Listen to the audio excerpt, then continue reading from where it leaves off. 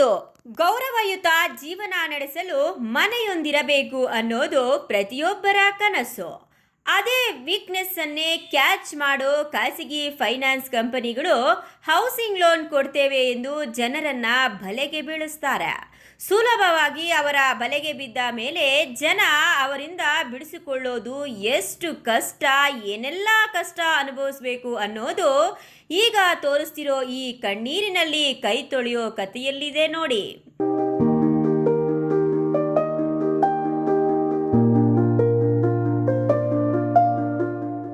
ಚಿಕ್ಕಬಳ್ಳಾಪುರ ತಾಲೂಕು ಅವಲಗುರ್ಕಿ ಗ್ರಾಮ ಪಂಚಾಯಿತಿ ಪಕ್ಕದಲ್ಲಿಯೇ ವಾಸವಿರುವ ಸೀನಪ್ಪ ಮತ್ತು ಉಮಾದೇವಿ ಎಂಬ ದಂಪತಿಗೆ ಮನೆ ಕಟ್ಟಿಕೊಳ್ಳಲು ಬೆಂಗಳೂರು ನಗರದ ಜೆಪಿ ನಗರ ಶ್ರೀರಾಮ ಲೇಔಟ್ನ ನಿವಾರ ಖಾಸಗಿ ಫೈನಾನ್ಸ್ನಲ್ಲಿ 5 ಲಕ್ಷ ಮನೆ ಲೋನ್ ಪಡೆದುಕೊಂಡಿದ್ದು ಮನೆ ನಿರ್ಮಾಣ ಮುಕ್ತಾಯ ಹಂತಕ್ಕೆ ಬಂದಿದೆ.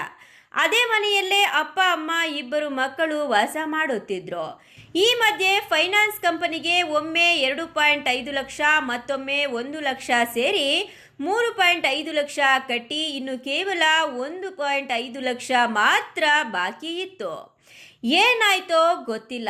ಈ ಕೇಸು ನ್ಯಾಯಾಲಯದಲ್ಲಿ ಅಂತ ಸಬೂಬು ಹೇಳಿ ಕಂಪನಿ ಸಿಬ್ಬಂದಿ ಮನೆಯಲ್ಲಿದ್ದ ಪಾತ್ರೆ ಸಾಮಾನು ಹೊರಹಾಕಿ ಮನೆಯಲ್ಲಿ ಇನ್ನು ಒಂದಿಷ್ಟು ಬಾಕಿ ಇದ್ದ ಕೆಲಸವನ್ನ ಮಾಡುತ್ತಿದ್ದ ಕೂಲಿಕಾರರನ್ನ ಹೊರಹಾಕಿ ಬೀಗ ಜಡಿದು ಹೊರಟು ಹೋಗಿದ್ದಾರೆ.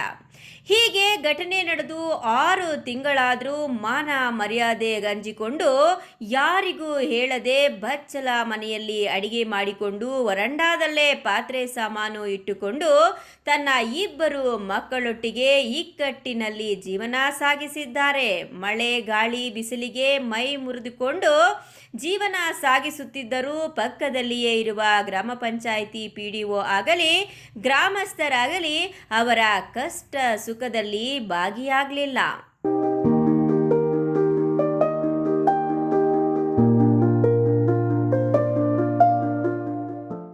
ಅಂತ ಅದಕ್ಕೆ ಪ್ಲಾಸ್ಟಿಂಗ್ ಮಾಡೋಕೆ ಇದು ಮಾಡ್ತಾ ಇದ್ರಿ. ಅವು ಬಂದು ಬೀಗ ಹಾಕ್ಬಿಟ್ರು. ಏನು ಮಾಡಿದ್ರು ಆಗಿಲ್ಲ. ಅವು ಹುಷಾರಿಲ್ದಾಗೋಯ್ತು. ನಾವು ಕಟ್ಟೋಕ್ಕಾಗಿಲ್ಲ, ಬಿಟ್ಬಿಟ್ಟಿದ್ರಿ. ಆಮೇಲೆ ಏನೋ ಕಟ್ಟಕ್ಕೆ ಹೋಗಿದ್ರೆ ಕಟ್ಟಿಸ್ಕೊಂಡಿಲ್ಲತ್ತೆ ನಮ್ಗೆ ಬೇಕು ಅಂತ. ಆಮೇಲೆ ಏನು ಮಾಡಿದ್ರು ಆಗಿಲ್ಲ. ಇವತ್ತು ನಾಳೆ ಇವತ್ತು ಮಾತಾಡೋ ನಾಳೆ ಮಾತಾಡೋ ಅಂತ ಹಿಂಗೆ ಮುಂದೆ ತಳ್ಬಿಟ್ಟವ್ರೆ. ಬಂದು ಬೀಗ ಹಾಕಿಬಿಟ್ಟು ಏನು ಮಾಡಿದ್ರು ತೆಗಿಲ್ಲ. ಹತ್ತಿರ ಒಂದು 5-6 ಜನ ಬಂದರು, ಪೊಲೀಸ್ನವರು, ಲಾಯರು. ಮೇಡಮ್ ಅವ್ರು ಕಟ್ತೀರಿ ಕೇಳ್ತೀರಿ ಏನೋ ಮಾಡಿ ವಾರ ಏನು ಮಾಡಿದ್ರು ಆಗಿಲ್ಲ. ಪರಿಸ್ಥಿತಿ ಅಂದರೆ ಈ ಜನ ಇದ್ದೀರಿ, ಏನು ಮಾಡೋಕೆ ಆಗ್ತಾ ಇಲ್ಲ. ಏನು ದಿಕ್ಕು ತೋರಿಸ್ತಿರೋಕೆ ಅದೇ ರೀತಿ ಹೋಗ್ಬಿಟ್ಟಿದೆ. ಗಾಳಿಗೆ ಮಳಿಕೆ ನಿಂತ್ಕೊಂಡು ಅದು ರೇಖೆಗಳಾಗ ಅಡ್ಡ ಹಾಕ್ಕೊಂಡು ಕಲಾಗ್ತಾ ಇದ್ವಿ.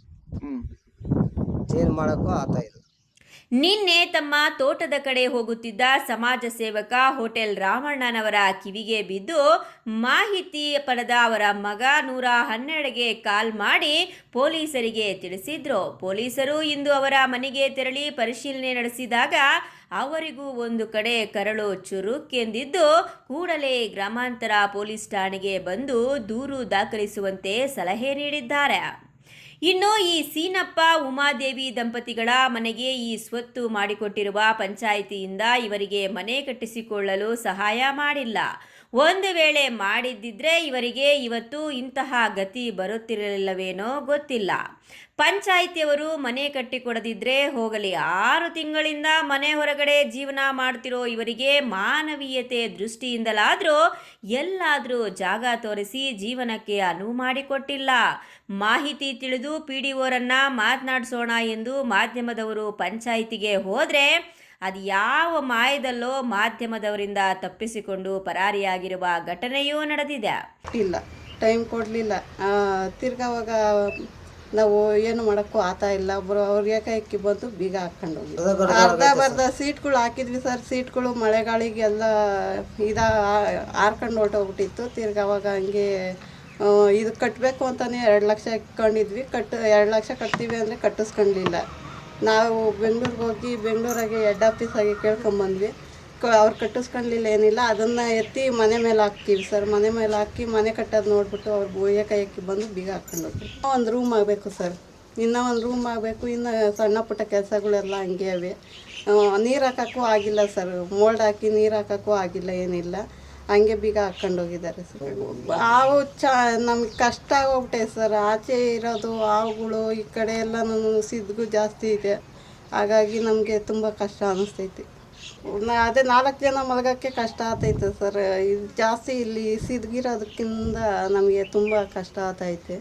ನಮಗೆ ನ್ಯಾಯ ಬೇಕು, ಬೀಗ ಬೇಕು ಅನ್ನೋದು ನಮ್ಮ ಇದು. ತುಂಬ ಕಷ್ಟ ಆಗೈತೆ ಸರ್. ಬಚ್ಚಲಾಗಿರೋದು, ಬಚ್ಚಲಾಗಿ ಅಡುಗೆ ಮಾಡ್ತಾಯಿದ್ದೀವಿ.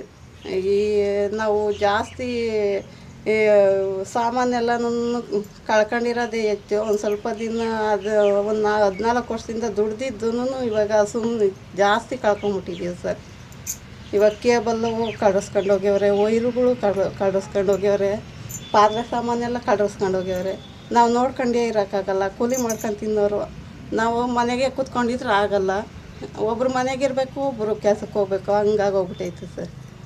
ಖಾಸಗಿ ಕಂಪನಿಗಳಾಗಲಿ, ರಾಷ್ಟ್ರೀಯ ಬ್ಯಾಂಕುಗಳಾಗಲಿ, ಸಹಕಾರ ಬ್ಯಾಂಕುಗಳಾಗಲಿ ಎಷ್ಟೇ ಸಾಲ ಇದ್ದರೂ ವಾಸದ ಮನೆಯನ್ನು ಜಪ್ತಿ ಮಾಡುವುದಾಗಲಿ, ಮನೆಯನ್ನು ಸೀಸ್ ಮಾಡಿ ಕುಟುಂಬದವರನ್ನು ಹೊರಹಾಕುವುದಾಗಲಿ ಮಾಡಬಾರದು ಎಂಬುದನ್ನು ತಿಳಿದು ಈ ಅನ್ಯಾಯ ಮಾಡಿದ ಆ ಖಾಸಗಿ ಕಂಪನಿ ವಿರುದ್ಧ ಸಂಬಂಧಿಸಿದ ಅಧಿಕಾರಿಗಳು ಏನು ಕ್ರಮ ಜರುಗಿಸುತ್ತಾರೆ ಅನ್ನೋದನ್ನು ನೋಡಬೇಕಾಗಿದೆ.